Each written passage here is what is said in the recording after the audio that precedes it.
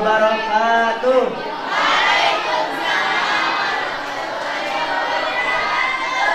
Alhamdulillahirabbil alamin wa bihi nasta'inu ala umuri dunya waddin. Wassalatu wassalamu ala asyrafil anbiya'i wal mursalin wa ala alihi wa ashabihi ajma'in. Faqala Allah ta'ala fi kitabihil karim, a'udzu billahi minasyaitonir rajim. Bismillahirrahmanirrahim.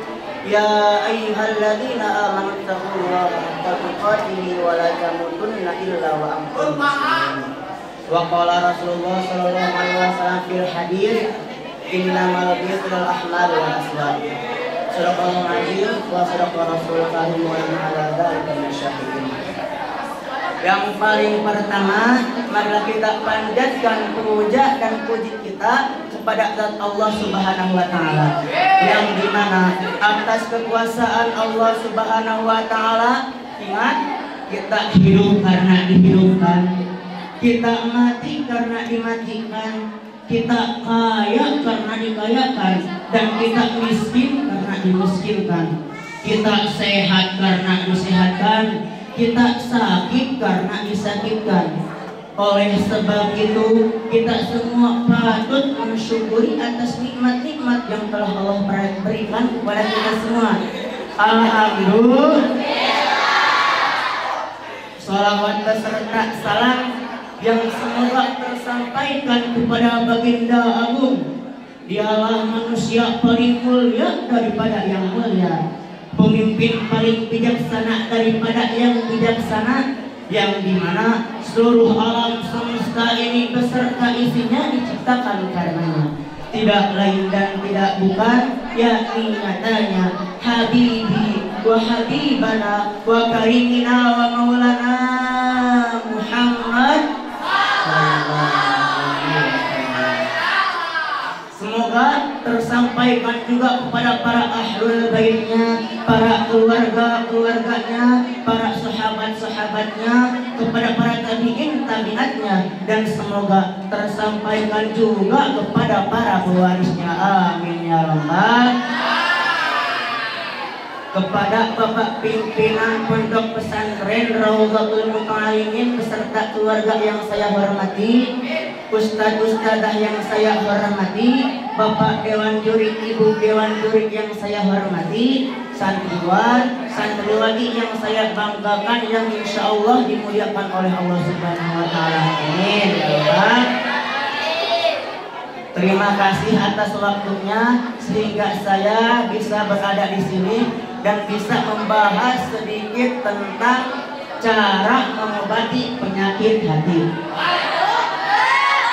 Berbicara tentang kedudukan hati, Rasulullah SAW bersabda, Innallaha ta'ala la yanzuru ila suwarikum wala ila ahsabikum wala ila amwalikum walakin yanzuru ila qulubikum wa a'malikum. Allahu Akbar. Yang artinya, sesungguhnya Allah Subhanahu wa taala tidaklah melihat dari bentuk-bentuk kalian, dan tidak melihat dari kedudukan kalian, dan tidak pula melihat dari harta benda kalian, melainkan Allah Subhanahu wa taala melihat dari hati kalian dan amal perbuatan kalian. Hadis riwayat Tabrani yang terdapat dalam kitab Muhtarul Hadis yang dikarang oleh Said Ahmad Al-Hashimi dalam urutan hadis nomor ke-270. Bisa dicek.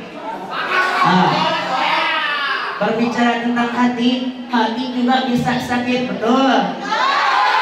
Mau itu dijauhi oleh teman, diledek oleh teman, ataupun sebagainya. Bahkan yang lebih fenomenal mungkin diputusin sama pacar. Sakit gak? Ingat, meskipun kita merasa sakit hati, ingat, semua penyakit itu ada obatnya. Di dalam kitab As-Sahihain yang diriwayatkan Atta dari Abu Hurairah radhiyallahu anhu, Rasulullah SAW bersabda, Ma anzalallahu min da'in illa anzalallahu shifaan, yang artinya Allah Subhanahu wa taala tidak menurunkan penyakit kecuali menurunkan obat penyembuhnya. Hadis riwayat Al-Bukhari. Yang selanjutnya diperbuat lagi di dalam hadis tadawwu ibadallah fa innallaha ta'ala lam yadha da'an illa wada'a lahu dawa'an ghayra da'i wahidin al-harami. Hadis riwayat Imam Ahmad yang artinya sesungguhnya Allah Subhanahu wa taala tidak sekali-kali membuat penyakit kecuali membuat pula obatnya, kecuali satu penyakit, yaitu penyakit ketuaan. Nah, dalam konteks hadis ini bahwa sudah jelas bahwa segala macam penyakit itu ada obatnya kecuali satu penyakit hadis ini, yaitu penyakit ketuaan. Mustahil kita sudah tua ingin menjadi muda ada obatnya, tidak mungkin. Mustahil kita sudah remaja ingin menjadi balita, tidak mungkin ada obatnya, betul? Lanjut, yang dimana obat hati ini tidak bisa ditemukan di rumah sakit, tidak bisa ditemukan di apotik, tidak bisa ditemukan di puskesmas, bahkan tidak bisa diciptakan oleh seorang dokter, bahkan tidak bisa juga diciptakan oleh seorang profesor sekalipun. Tetapi istimewanya obat hati ini bisa ditemukan dalam suatu lirik lagu yang diciptakan oleh Ustaz Opik almarhum, semoga Allah memulihkan beliau, amin. Dalam lirik lagu tersebut yang judulnya Tombo Ati, yaitu obat hati, yang isinya Tombo Ati ataupun obat hati ini ada 5. Kita bahas yang pertama adalah membaca Al-Quran dan maknanya. Khairukum man ta'allama al-Qur'ana wa 'allamahu. Sebaik-baik kamu adalah orang yang mempelajari Al-Quran dan mengamalkannya. Hadis riwayat Bukhari. Diperbuat lagi di dalam kitab tafsir Ibnu Katsir ada sebuah kalimat hadis yang dimana begini bunyinya, Fatihatul Kitab hiya ummul kitab dawa'u kulli sunni. Surat Al-Fatihah itu adalah ummul kitab dan obat penawar bagi segala macam penyakit. Tidak cukup hanya itu, diperkuat lagi dengan firman Allah Subhanahu wa taala.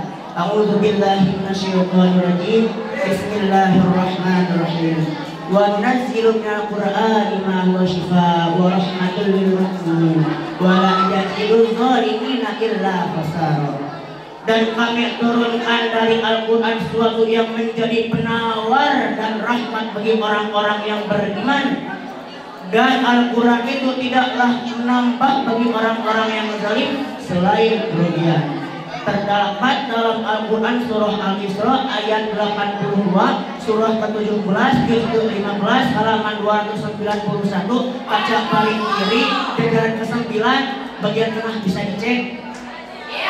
Yang selanjutnya obat hati itu ada memperbanyak sholat di malam hari.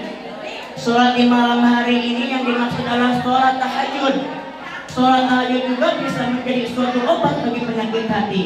Kalau ngomong-ngomong sholat tahajud, kedudukannya bukan hanya bisa menjadi obat penawar bagi hati. Di dalam potongan hadis begini bunyinya, wa alam anak syarafal mu'minin qiyamul layl. Dan ketahuilah bahwa kehormatan seorang mukmin terletak pada sholatnya yang dilakukan di malam hari. Lanjut yang nomor ketiga, bersama-sama dengan orang yang soleh, memperbanyak hubungan dengan orang-orang soleh. Rasulullah SAW bersabda, agama seseorang sesuai dengan agama teman dekatnya, maka hendaklah kalian ketahui siapa teman dekatnya. Hadis riwayat Abu Dawud dan Tirmidzi. Itu yang nomor ketiga. Lanjut yang nomor keempat adalah memperbanyak puasa. Ngomong-ngomong puasa, terbukti secara ilmiah menempati 4 standar yang ditetapkan oleh World Health Organization ataupun WHO, yang dimana puasa bisa menyehatkan bagi fisik, psikis, sosial, dan spiritual. Lanjut yang nomor kelima. Yang nomor kelima, obat hati ini adalah zikir di malam hari. Nah, kalau hadirin semua adalah penggemar Kiai Haji Zainuddin MZ, pasti ingat analogi beliau.